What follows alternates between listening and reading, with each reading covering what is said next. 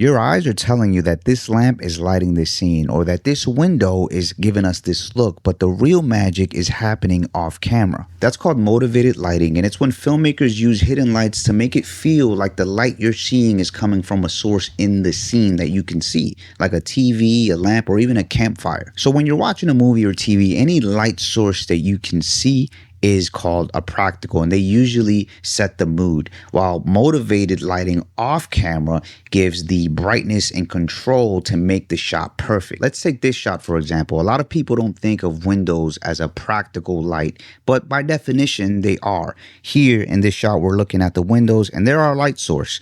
We think that we're getting this look, this nice light off Winona Ryder's face because she's sitting next to windows, but let's look at the behind the scenes and see what's really going on. So if we look here, the sources, like I said, are these windows. So they're going to put a light out here to match that source and give Winona Ryder some light coming in through that window. We can't just count on whatever the sun is going to do that day, sit her by the window and hope that it looks okay. They're going to shine this light and match the source. Let's look at another frame from a movie. All right, so now we're in a warmly lit environment. We see one practical here, and we see some lights coming off the top of their head. That tells us there's probably chandeliers or something up there that are also warmly lit.